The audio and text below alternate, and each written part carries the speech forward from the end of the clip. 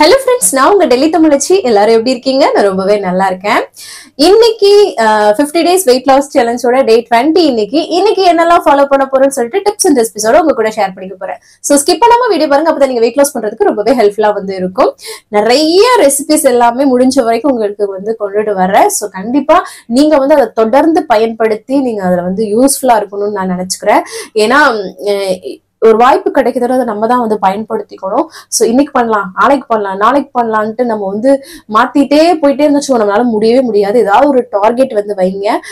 ஒரு பர்த்டே வருதா, இல்ல ஒரு நியூ இயர் வருதா, ஒரு பொங்கல் வருதா, அந்த மாதிரி உங்களுக்கு ஒரு ஆனிவர்சரி வருதா, ஸோ அதெல்லாமே ஏதாவது ஒரு டார்கெட் வச்சு இதுக்குள்ள நம்ம இந்த வெயிட்டை குறைச்சு இந்த மாதிரி ட்ரெஸ் பண்ணணும், இப்படி இருக்கணும், அப்படி இருக்கணும், நம்ம ஒரு செல்ஃப் மைண்ட் செட்டப் பண்ணா மட்டும்தான் இந்த வெயிட் லாஸ் ஜேர்னி பண்ண முடியும். ஸோ அதனாலதான் இது ஒரு மோட்டிவேஷனா இருக்கும்னு நினைக்கிறேன். நம்ம அதான் எப்பவுமே நான் சொல்ற விஷயம், நம்ம கிட்டதான் மாற்றத்தை நம்ம எதிர்பார்க்கணும். அதுவா மாறிடும் அப்படின்னு சொல்லிட்டு நம்ம திங்கிங்கே வச்சுக்க கூடாது. நம்மளா மாறுற வரைக்கும் அது எதுவுமே நடக்காதுங்க. ஸோ அதனால ஃபாலோ பண்ண ஸ்டார்ட் பண்ணுங்க, சரிங்களா? அப்புறம் இந்த வீடியோ கண்டிப்பா உங்களுக்கு யூஸ்ஃபுல்லா இருக்கும்னு நினைக்கிறேன். யூஸ்ஃபுல்லா இருந்துச்சுன்னா ஒரு லைக் கொடுத்து என்ன மோட்டிவேட் பண்ணுங்க, நிறைய ஷேர் பண்ணி விடுங்க. அப்புறம் நம்ம சேனலுக்கு நீங்க ஃபர்ஸ்ட் டைம் இருக்கீங்க அப்படின்னா மறக்காம சப்ஸ்கிரைப் பண்ணி சப்போர்ட் பண்ணுங்க. இது வரைக்கும் சப்ஸ்கிரைப் பண்ணி சப்போர்ட் பண்ணி வச்சுக்கோங்க. எல்லாருக்குமே ரொம்ப நன்றி. இப்போ வாங்க சில டவுட்ஸ் எல்லாமே இருக்கு, அதெல்லாமே பார்த்ததுக்கு அப்புறமா இன்னைக்கு டே விலாக் பார்க்கலாம். நிறைய ரெசிபிஸ் இருக்குது, சரிங்களா? ஃபர்ஸ்ட் பாத்தீங்கன்னா ரேவதி சிஸ்டர் பாண்டிச்சேரியில இருந்து. ஹாய் சிஸ்டர், எப்படி இருக்கீங்க? நல்லா இருக்கீங்களா? அதுக்கப்புறம் இந்த வரும் சொல்லுங்க. அதுக்கப்புறம் சொல்லியிருந்தாங்க பீரியட்ஸ் டைம்ல பாத்தீங்கன்னா நம்ம எக்ஸசைஸ், வாக்கிங், அதுக்கப்புறம் டயட் இதெல்லாமே இருக்கலாமா அப்படின்ற மாதிரி ஒரு டவுட்ல கேக்குறாங்க. டயட்ன்றது நம்ம ஒரு ஹெல்தியான விஷயம் தான் பண்றோம், ஹெல்தியா தான் நம்ம சாப்பிடுறோம். அப்படிங்கும்போது பீரியட்ஸ் டயத்துல ஹெல்தியா சாப்பிடுறது ரொம்ப நல்லது தானே. ஸோ அது பிரச்சனை கிடையாது. வாக்கிங்கோ ஒர்க் அவுட் நம்ம கம்பல் பண்றது கிடையாது. நம்ம வாக்கிங் மட்டும் தான் ப்ரிஃபர் சொல்லிட்டு இருக்கோம் எல்லாருக்குமே.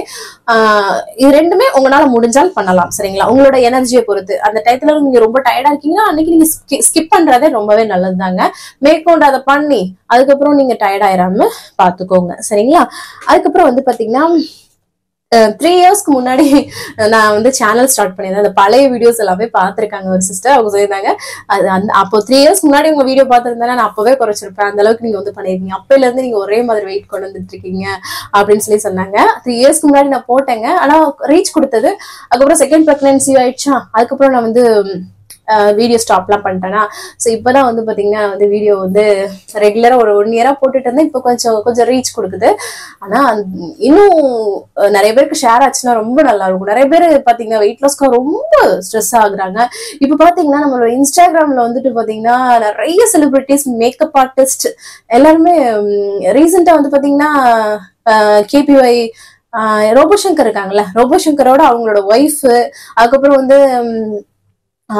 இன்னொருத்தவங்க பாத்தீங்கன்னா அந்த முத்தழகு சீரியல் சரணன் மீனாட்சியில எல்லாம் இருப்பாங்க. அந்த முத்தழகு சீரியல்ல கூட அந்த மாமியாரா இருப்பாங்க, பெரிய மாமியாரா ஒருத்தவங்க இருப்பாங்க பாத்தீங்களா, அவங்க எல்லாமே நம்மளோட வீடியோ லைக் பண்ணி கமெண்ட் பண்ணியிருந்தாங்க.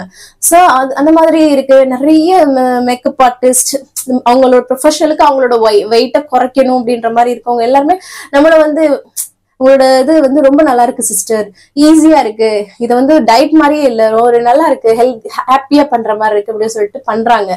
சோ அதனால என்ன சொல்ல வரேன்னா, சோ இந்த வீடியோ பாக்குறவங்க கிவ் அப் பண்ணிடாதீங்க, இது மிஸ் பண்ணிடாதீங்க. நான் அதுக்காக தான் இதை சொல்றேன், சரிங்களா?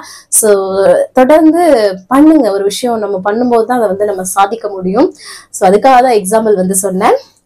அதுக்கு அதான் நான் அன்னைக்கு யூடியூப் சேனலே எடுத்துக்கோங்க. அன்னைக்கு நான் பாத்தீங்கன்னா இந்த ஒரு நாள்ல வீடியோ ஒரு மாசம் ட்ரை பண்ணிட்டு நான் விட்டுருந்தேன் அப்படின்னா இன்னைக்கு இந்த 3 வருஷத்துக்கு அப்புறம் நான் ஏதோ ஒரு சின்னதா ஒரு சாதனை கூட பண்ணிருக்க முடியாது இல்லையா?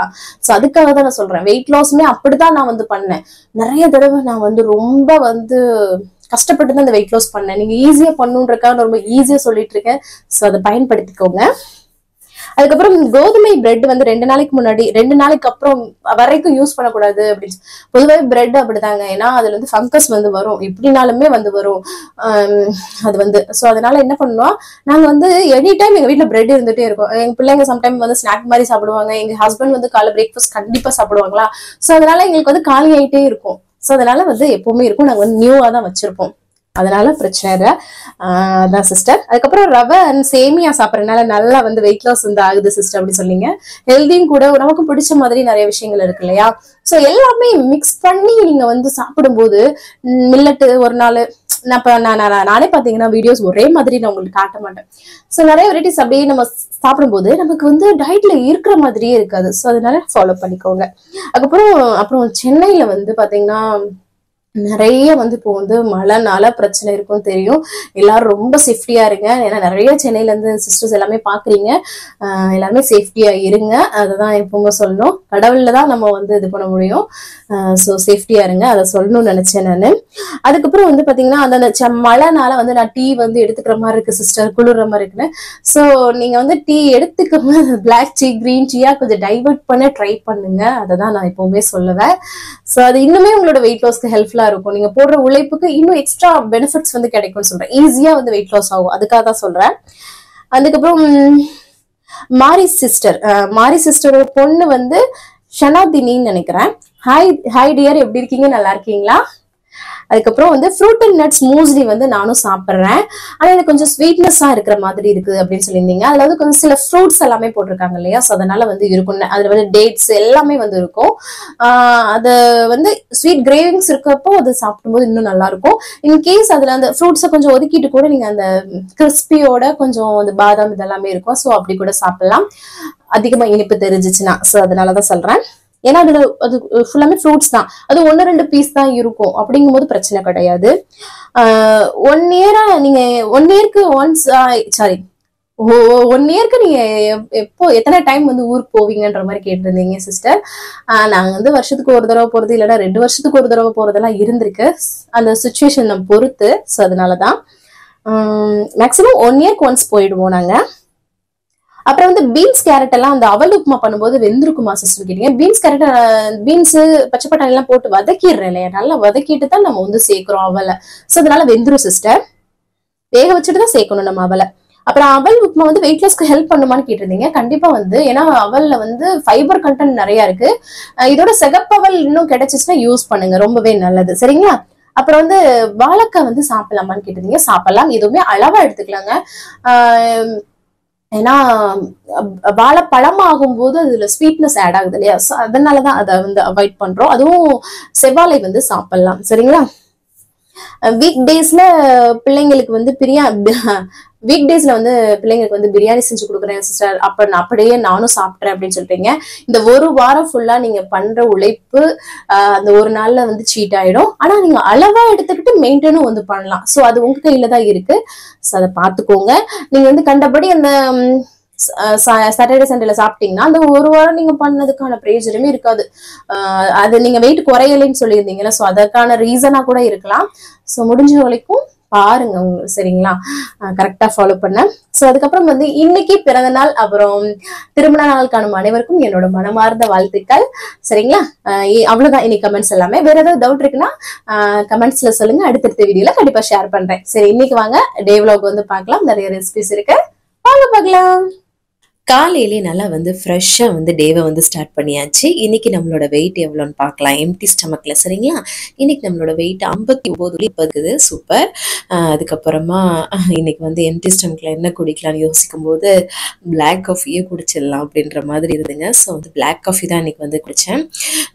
ஸோ இந்த மாதிரி ஏதாவது ஒன்று எம்டி ஸ்டமக்கில் வந்து குடிச்சிக்கோங்க. அதுக்கப்புறமா வந்து பார்த்திங்கன்னா வீட்டில் இருக்கவங்க மாமாவுக்கும் அம்மாச்சிக்கும் வந்து காஃபி வந்து போட்டு கொடுத்துட்டேன். அதுக்கப்புறம் நேற்று நைட்டே வந்து பார்த்தீங்கன்னா அடை தோசைக்காக 1 கப் அளவுக்கு கடலைப்பருப்பு, அதுலேயே வந்து பார்த்தீங்கன்னா 1 கப் அளவுக்கு பாசிப்பருப்பு, அதுக்கப்புறம் 1 கப் அளவுக்கு துவரம்பருப்பு, அதுக்கப்புறம் இதிலே வந்து பார்த்தீங்கன்னா ஒரு 1/4 கப் அளவுக்கு வந்து உளுந்து வந்து எடுத்துக்கேன். அது எல்லாமே வந்து சேர்த்து நல்லா வாஷ் பண்ணிட்டு வந்து ஊற வச்சுக்கலாம். ஒரு 2 ஹவர்ஸே வந்து போதுங்க. ஆனால் 2-3 ஹவர்ஸ் போதும். பட் வந்து காலைல பிரேக்ஃபாஸ்ட்டுக்காக நான் நைட்டே ஊற வச்சிட்டேன். அதில் ஒரு 5 வரமிளகாய் போட்டு வந்து ஊற வச்சுட்டு காலைல எடுத்து பார்த்தா சூப்பராக ஊறி இருக்கு இல்லையா? இதை வந்து இப்போ அரைக்க போகிறோம். ஃபர்ஸ்ட் வந்து இதில் வந்து பார்த்தீங்கன்னா பூண்டு பல் வந்து சேர்த்துக்கிறேன். அதுக்கப்புறமா சோம்பு, சீரகம், மஞ்சள் தூள் இதெல்லாம் சேர்த்தும் போது ரொம்ப நல்ல ஃப்ளேவராக இருக்கும். அடை தோசைக்கு பொதுவாக வந்து பார்த்தீங்கன்னா நம்ம வந்து இது சேர்ப்பாங்க, அரிசி கொஞ்சம் சேர்ப்பாங்க. ஸோ நம்ம அதுக்கு பதிலாக வந்து பார்த்தீங்கன்னா இதை எல்லாம் சேர்த்து அரைச்சிக்கலாம். சீரக சோம்புலாம் ஒரு ஸ்பூன் வந்து சேர்த்துருக்கிறேன். ஃபஸ்ட்டு மிச்சம் அரைக்கிறதுக்குள்ள வந்து அவல் வந்து எடுத்துருக்கிறேன் 1 கப் அளவுக்கு, சரிங்களா? அதை வந்து நல்லா வாஷ் பண்ணிட்டோன்னா நல்லா வந்து ஊறின மாதிரி ஆயிடும் இல்லையா? கடைசி அந்த போர்ஷன் இருக்கு இல்லையா, மாவு நம்ம பருப்பு எல்லாமே அரைக்கும் போது அந்த அவல் சேர்த்து வந்து அரைச்சி ஊற்றிடுறேன், சரிங்களா? அந்த வாஷ் பண்ணாலே வந்து அவல் ஊறிடும் இல்லையா? அவ்வளோதான். அரைச்சி ஊற்றிட்டு மிக்ஸி ஜாரையும் கழுவி அந்த தண்ணி ஊற்றிட்டு தேவையான அளவு உப்பு போட்டு நல்லா மிக்ஸ் பண்ணிக்கலாம். ஏன்னா கீழே வந்து மஞ்சத்தூள் போட்டு அரைச்சதெல்லாம் இப்போதான் வந்து மிக்ஸ் ஆகி நல்லா மஞ்சள் மஞ்சள் சூப்பராக ரெடி ஆயிடுச்சு இல்லையா? அப்பவே வந்து பார்த்தீங்கன்னா ஒரு தோசைக்கல் ஊற்றி எடுத்துக்கலாங்க. மொந்தையா எப்படின்னா முந்துனா கனமாகவும் ஊற்றிக்கலாம், அது இல்லாட்டினா வந்து இந்த மாதிரி தின்னாவும் ஊற்றிக்கலாம். எனக்கு தின்னா சாப்பிடணும் போல இருந்தது, ஸோ அதனால வந்து நல்லா தின்னா ஊற்றிக்கிட்டேன். கிறிஸ்பியாக ஊற்றிக்கலாம், சாஃப்டாகவும் ஊற்றிக்கலாம். அந்த மாதிரி இந்த மாதிரி அடை தோசையில் வந்து பார்த்தீங்கன்னா வெங்காயம், பச்சை மிளகாய், அதுக்கப்புறம் கொத்தமல்லி தழைலாம் போட்டு கருவேப்பிலை எல்லாம் போட்டு கூட நம்ம வந்து பீட் பண்ணிட்டு நம்ம அப்படி கூட ஊற்றலாம். கேரட் துருவி போட்டு கூட ஊற்றலாம். ஸோ அதெல்லாமே நான் வந்து பிளைனாகவே இன்னைக்கு வந்து சாப்பிட்டுக்கலாம் அப்படின்னு சொல்லிட்டு விட்டாச்சுங்க. அதுக்கப்புறம் அது கூட நல்ல காம்பினேஷன் தேங்காய் சட்னி தான். தேங்காய், பொட்டுக்கடலை, பூண்டு, பச்சை மிளகாய் இதெல்லாமே சேர்த்து நல்லா அரைச்சிட்டு சுடுதண்ணி ஊற்றி தான் அரைக்க முடியும். ஸோ அதை அரைச்சி தாளிச்சாச்சு.